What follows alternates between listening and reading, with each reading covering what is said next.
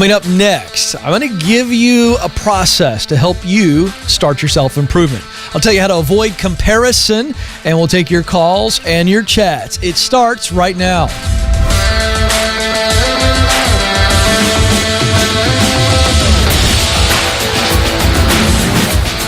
I am coming to you live from Ramsey Studios in Nashville, and you are joining a conversation about who you are, what you were created to do, where you can and want to do it, and then how you can get there. It's all about you.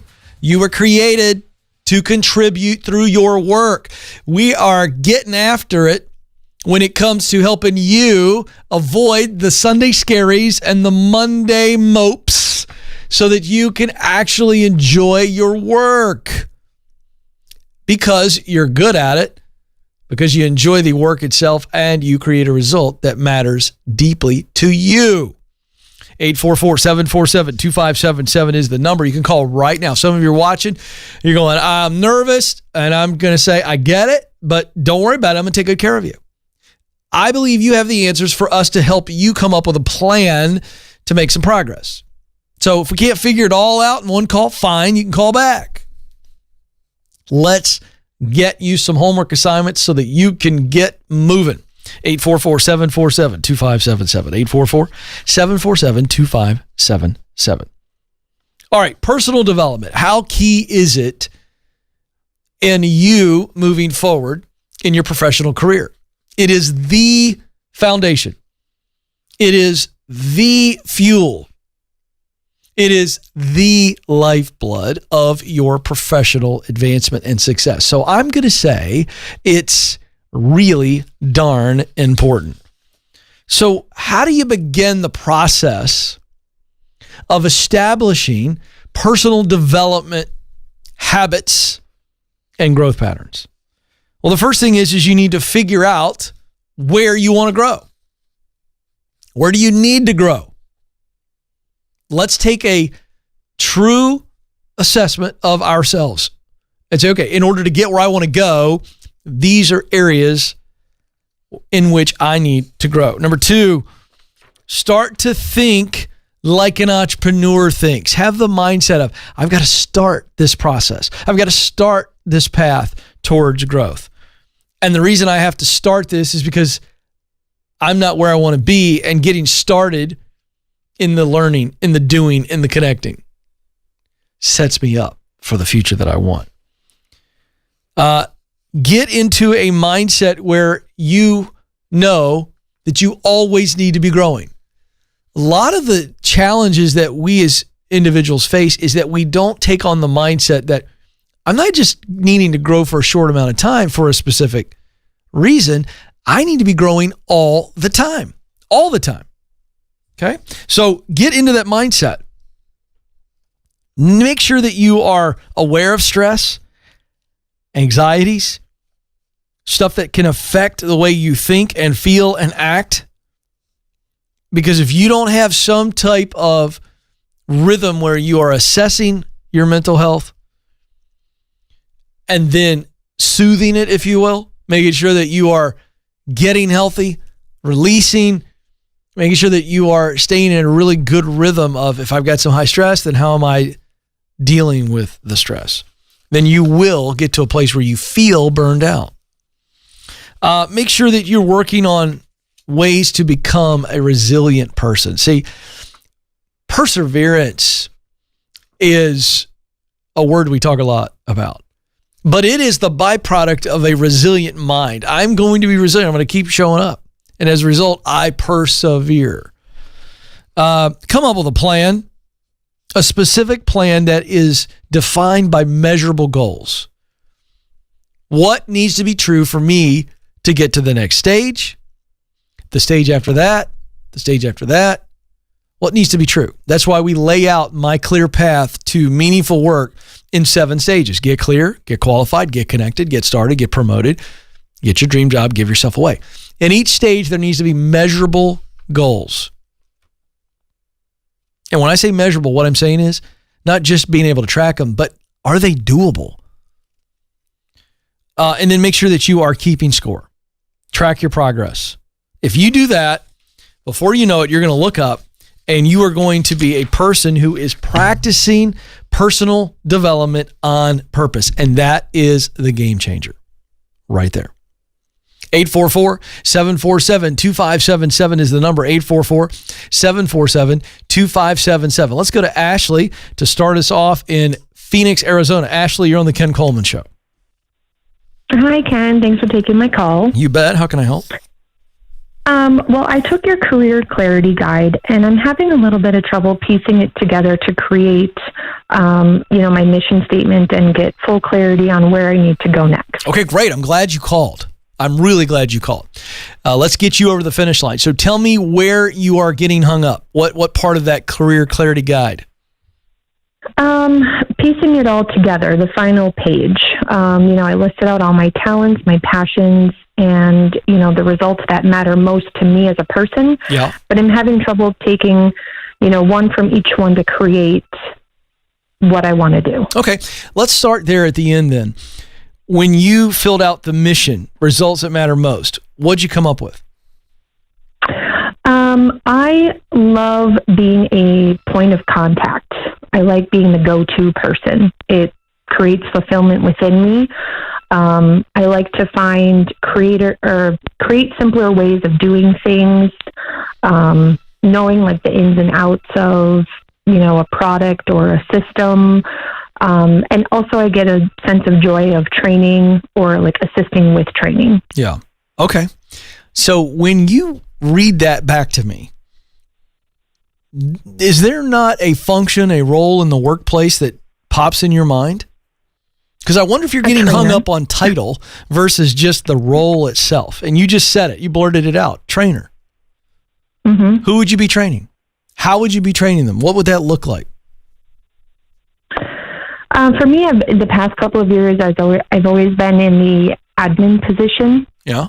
So like reviewing documents, legal documents, entering data into the system. But what holds me up is the company that I work for now. They don't have anything in the training aspect. Okay. But that's not what I asked you. And this is why I'm so glad you called. No, I'm not picking on you. I just want to get your head focused on the right thing. You just blurted out trainer. That's the role. If you were in a job, no matter where the job was, if it was a healthy environment and you were fulfilling the role of training every day, would you feel fulfilled or not? Yes. Yeah, you would. So if it doesn't exist in your current company, that's not a problem. That's an opportunity. So what do? We're going to start looking outwardly now, Ashley.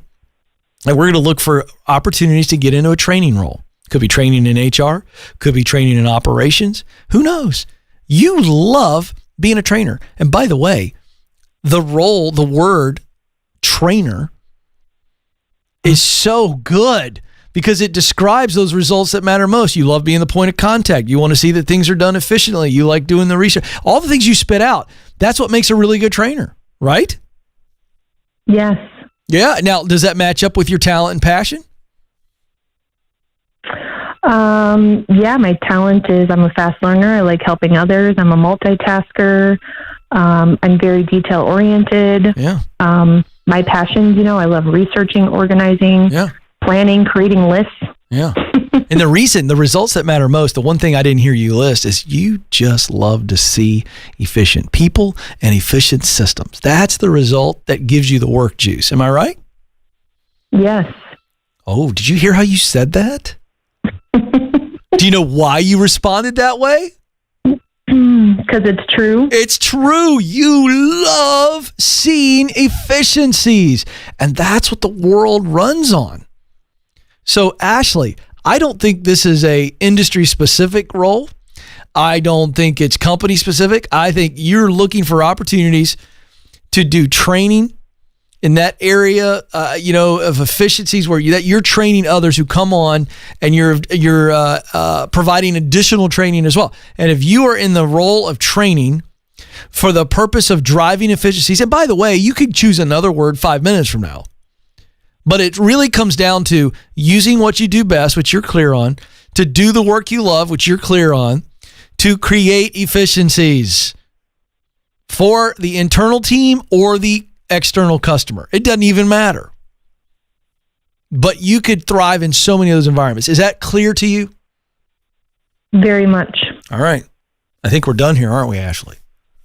Yes, I think so. Yeah, listen, this is fun. This is, now you go do research. You said it's one of the things you love to do. Now you get to go do research for you starting today, because your company doesn't have a position that will allow you to do that. So that's okay. Let's look for something else and find it. And then you leave when you find it. And Ashley, you are going to find it. And Ashley, you are going to do it, aren't you? Darn right I am. Yay, Ashley! Darn right I am. I like that answer. That's why we do the show. Go, Ashley, go. Go, Ashley, go. Go, Ashley, go. I mean, I'm fired up right now. By the way, can I just say a quick thank you to Kelly Porter, Damon Good, geez, I just said Good. What am I doing? I'm so excited. I forgot how to say his last name. You know, I don't know what's happening right now. But anyway, I digress. What a great effort. This career clarity guide, they worked with me on this. This thing is so helpful. There's Ashley who walks through it and she's just having the little slight hiccup in coming up with a marketplace match. And folks, the idea of walking through those 3 indicators, what you do best, talent, what you love to do most, passion, results that matter most, mission.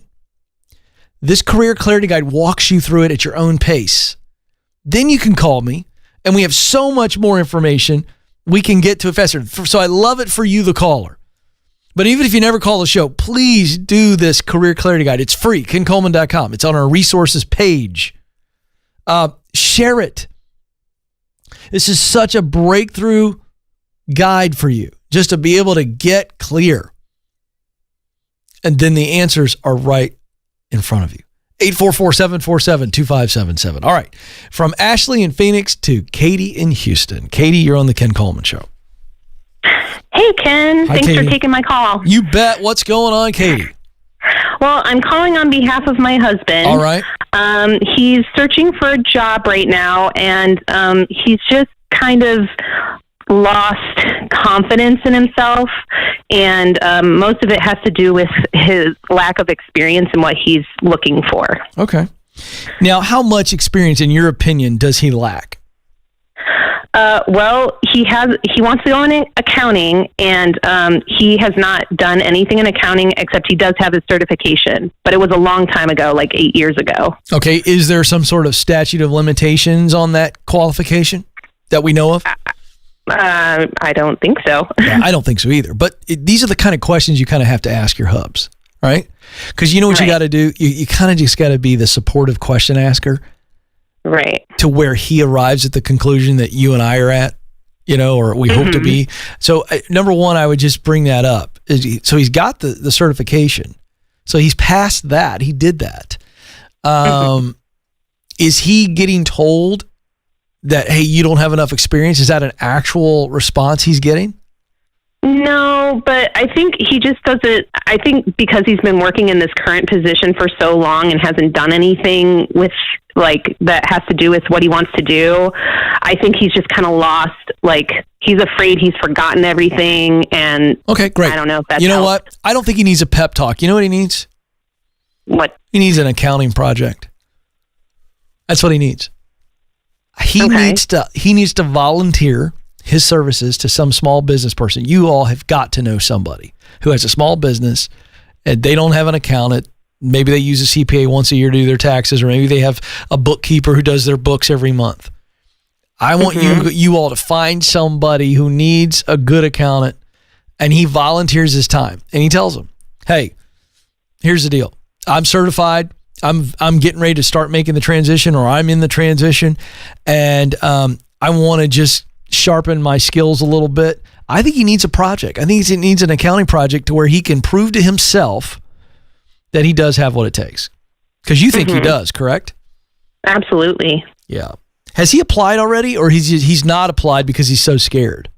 He's applied, but he feels so negative about it, and he's like, oh, I won't ever get an interview. So he hasn't applied a lot. Yeah, he's Eeyore, and we got to turn him into Tigger. All right. So do you understand what I'm saying? Are there any questions about what I'm telling you that he needs to do about this? He needs to volunteer. He needs a project or two to get his confidence up.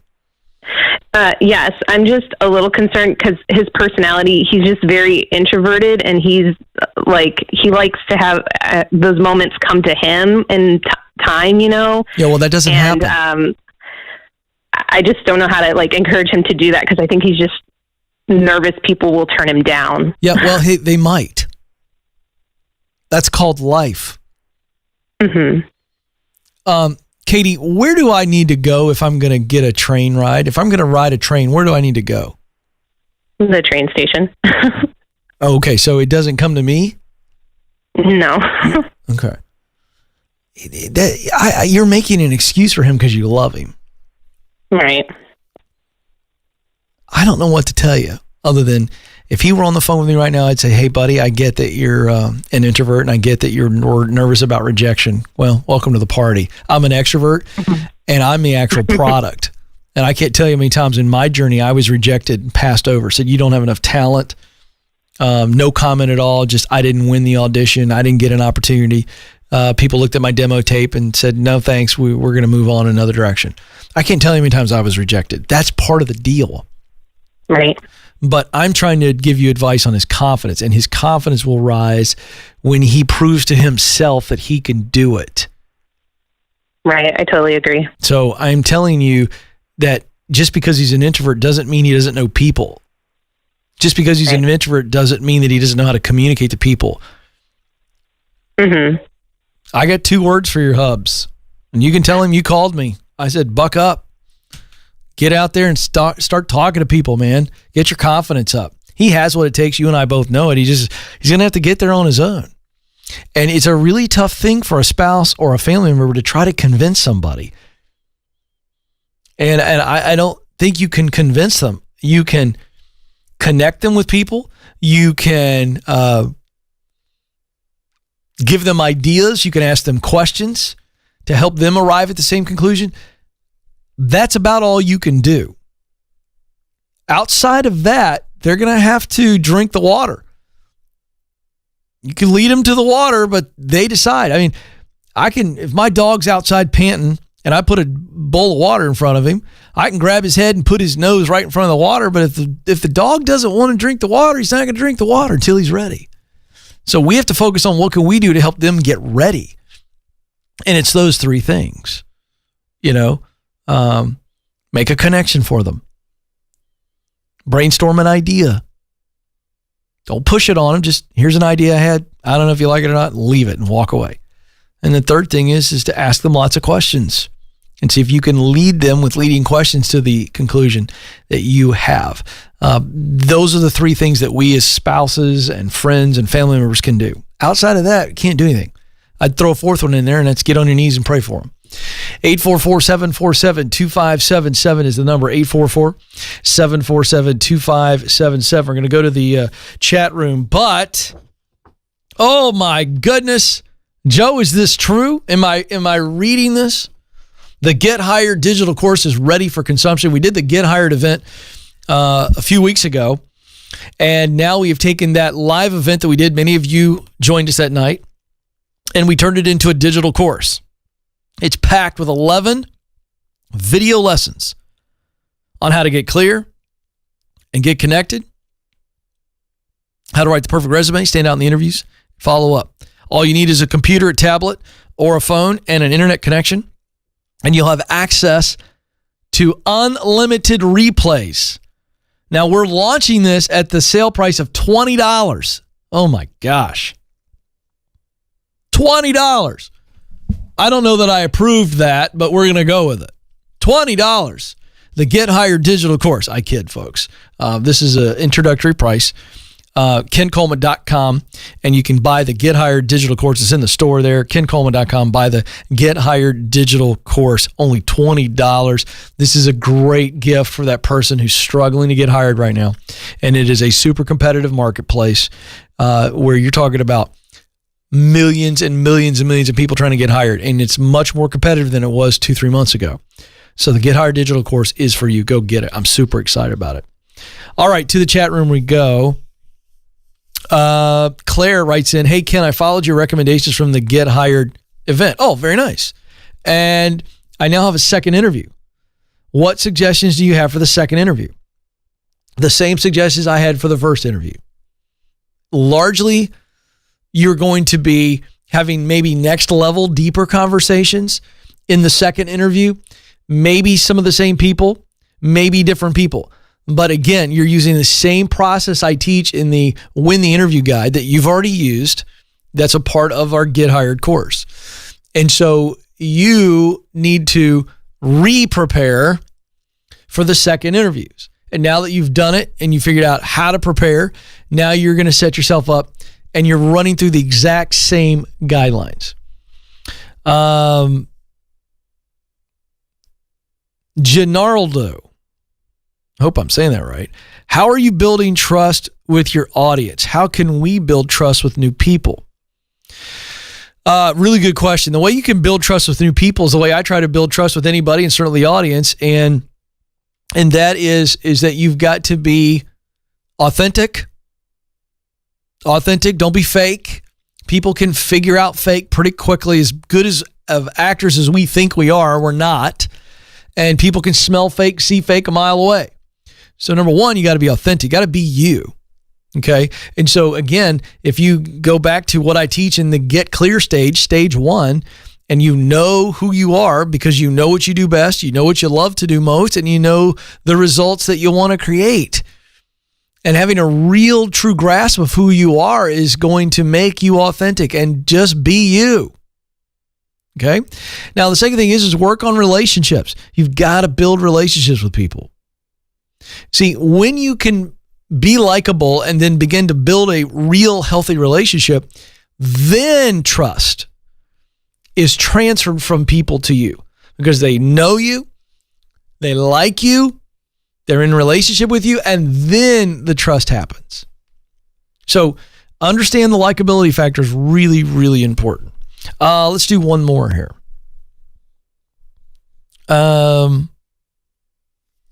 Berkeley writes in, if someone's been in the military for 10 years and is struggling with weight but doesn't know where to go from there, what should they do? Well, let me first frame this. I don't think that you or this person that you're talking about is struggling with weight. You're struggling with something else.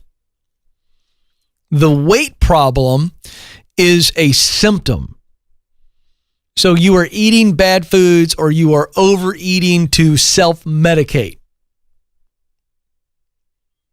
So instead of trying to get on some nutrition plan and exercise plan, both of which are effective and need to happen. But before you do that, I think you need to identify what is causing you to eat poorly. What is causing you to overeat? What is causing you to medicate with food? Let's figure that out. And then when we figure that out, let's get healthy on that through professional counseling or, again, books and talking to people and just owning it. Now, when we do that, now we are not going to try to medicate with foods, and we've got some habit issues that we'll have to break. But once we're healthy and we have a new mindset and a new focus, and we don't crave the food to medicate, then we can begin to make some nutritional and exercise changes. So that would be the way to go about it. I think the reason that nutrition and exercise falls off instead of the weight is because people aren't dealing with the source of the issue. Deal with the source, and then the weight will be a byproduct. It'll take care of itself. You'll eat healthy and exercise when you're in a healthier place. 844-747-2577. 844-747-2577. Interesting, we talked about a couple of things there that are really about our psyche and our mental health. And we wrote an article at kencoleman.com entitled, How to Avoid Comparison in the Workplace. And I could really drop the last three words there and we could have written the article entitled it, How to Avoid Comparison. So this isn't just a workplace comparison issue. This is how do we as human beings avoid comparison, because comparison is a cancer. It'll eat us up and affect everybody around us. So here are the types. I'm just going to run through this. You can get the entire article at kencoleman.com. Okay, click on articles and it's there. Here are the types of comparison traps. Number one, talent. We all have unique gifts. Stop comparing your gifts to other people's gifts. It's just not healthy. Timeline. Everybody else's pace is different. Circumstances that dictate where they got fast forwarded, where maybe you're having to slog through. Everybody's timeline is different. Don't compare your timeline to somebody else's. Resources, same thing. Some people have more financial resources than you. It just is what it is. Does that give them an advantage? Yeah, sure, of course. But that has nothing to do with you. It's your life, your journey. So don't compare your lack of resources to somebody else's bounty of resources. Your story. Again, your story is your story. If people marvel at other people's story and all the things they've done because of what they've overcome, great, it's their story. Understand, don't get jealous of their story. There's a lot of pain involved in their story. If you don't have a lot of pain, be grateful. Who cares that your story's not sexy and scintillating? Who cares? It's your story. The influence trap. Don't look at how many people follow you on social media and how many people like your posts, how many people know your name. Don't get hung up on that. That's another really ugly trap, is the influence trap. So there they are, the 5 traps: talent, timeline, resources, story, and influence. Now, in the article, and I'll just leave this for you all to go read, we talk about how comparison, those traps, those 5 traps, actually hurt you. And this is really good stuff. So go read the rest of the article. The rest of it is how the actual comparison trap then hurts you, and then how do you avoid the trap, and then if you're in the trap, how do you get out of the trap? So it's a really great article. Check it out, kencoleman.com, how to avoid comparison in the workplace. And I'll just give you the summary. Comparison will make you unhealthy. And when you're unhealthy, you are contagious, and it will affect everybody. If you're a leader and you're a leader who leads through comparison, your team's going to adapt that. If you're a parent, a spouse, and you're consumed by comparing, your spouse, they're going to get pulled into that. Your kids are going to get pulled into that. It will infect other people. That's the summary. We go much deeper in the article, so go check it out. Look, comparison is something we all struggle with. I do. And you can get through it. But you've got to know the types of traps and then what to do about it. So again, really, really a good article. Go check it out. 844-747-2577. Kaylin is up next in Des Moines, Iowa. Kaylin, you're on the Ken Coleman Show. Well, hello, sir. How are you today? I am living the dream, Kaylin. What's up? Great. So, real quickly, my husband's career path hasn't been meeting our expectations like we hoped that it would. So, we're at a crossroads right now, and we would like your advice on what to do. Okay. Tell me where he is. What is he facing? Sure. Okay, so we've been married for about 3.5 years. We're in our early 30s. Wish I was in my early 20s. Yeah, come on. I know that feeling. And no, we're at a good place, actually. You never go back. You always go forward. That's right. Thank you. Look at Kaylin preaching to me a little bit. I love it. It's fantastic. Well, I listen to you enough, so. There you go. Okay, so we're in our early 30s, and in the last, 3.5 years since we've been married, my husband has been in 4 different job roles, which, is definitely not what we were anticipating or expecting. Those various roles, they've all been due to, he has left those positions. There is one job that he was fired from due to company politics, but it was not a performance issue at all. But the other jobs have been due to, a toxic work environment, poor leadership. My husband's leadership skill is pretty high. If you've ever heard of the law of the lid. Yes. He's probably, around like a 9, and most of his career, he's worked for a lot of, 7s and 8s. Yeah. So I know that for him, that has caused, a lot of issues, and he's just worked for people that quite aren't as skilled as he is in leadership, and so that I know frustrates him a lot. But our main concern is, of course, we would like stability. This changing jobs every year to 2 years is really getting old. We want, we have 2 kids, we have a mortgage. We need that stability in our lives. We're concerned about his resume looking like that he's a job hopper, and then he not having opportunities in the future to get called for interviews because of how his resume looks very spotty and short-lived. And then, just when we're getting into retirement age in the next, 30 years, we don't want to be in this position of, having to constantly transition jobs. My husband's desire is to be in a job and hopefully stay there. What does he want to do? What does he want to do? So, ultimately, his dream would be an entrepreneur and work for himself. Okay. Does he know what that business looks like and why he wants to do it, or is he still trying to come up with the big idea?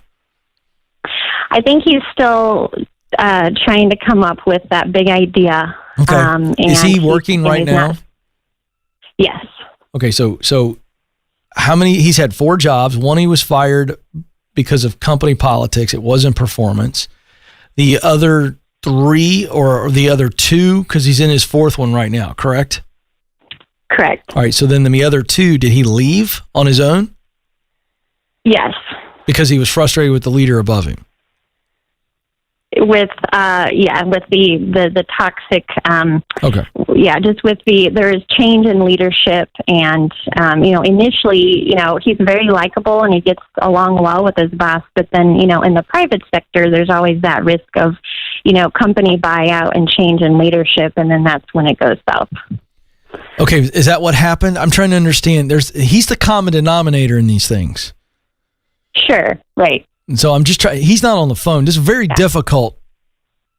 And I'm just curious, by the way, did he not want to call? How come you're calling on his behalf?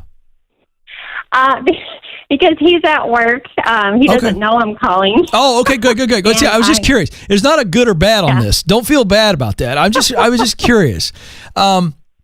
So here's the deal. How long was he at both jobs that he left because of toxicity? Well, how many years was he at each? Okay, so his first job he was there for 5 years. Okay.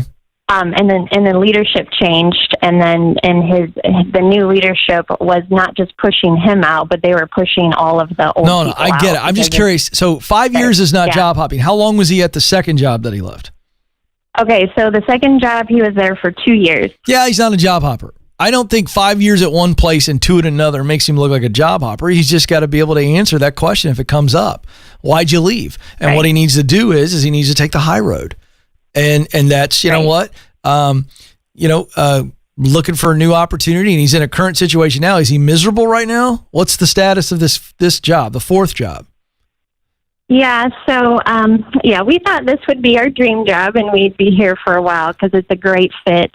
Unfortunately, the leadership after, he's been there 10 months, he's learned that his boss is, he's very militant in his, leadership style. He belittles and condescends, and he makes threats.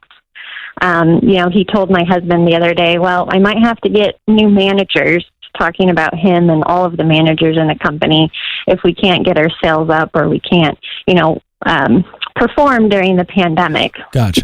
Okay. That's awful, and that's not good. But right now he's got to just bite his lip, and he's got to get through this right now and figure out what's the path to get me to the point where I can start my own business one day. That's what this all boils down to. And there's one thing you said, and I know it's coming from a wife, and I think it's great, but I just would put a check on this. I would make sure that he's not in a position where every time he goes in to work for somebody, he thinks he's a better leader than them. I don't think you said it that way, but you kind of touched on the fact that, well, in most of his jobs, he's a better leader than his leader. And I'm not saying that's not true. There's no way to prove that to me. Again, there might be some facts that make both of you feel that way, but that's not a healthy place to be in when you ultimately want to work for yourself anyway. And so if I were him right now, I would sit tight and I'd put up with this stuff as long as necessary until you figure out what the next steps are going to be to get him to a place where he launches his thing. And I would start it on the side. So in the next 6 months to a year, I would try to launch whatever business he wants to on some level, even if it's just, I'm going to launch a business plan and I'm going to do a bunch of research and I'm going to do this and I'm going to do this and get myself ready. He needs some type of push off the dock. Now, right now, he doesn't know what the business is, so I can't give advice on that. But his perspective has got to be, what am I doing in the interview process that I'm not seeing toxicity? And I would have him read the How to Win the Interview Guide and some of the questions that you need to be asking going forward. Because I think there's some responsibility, Kaylin, on your hubs to make sure that who's now had 3 toxic situations and now he's in a 4th.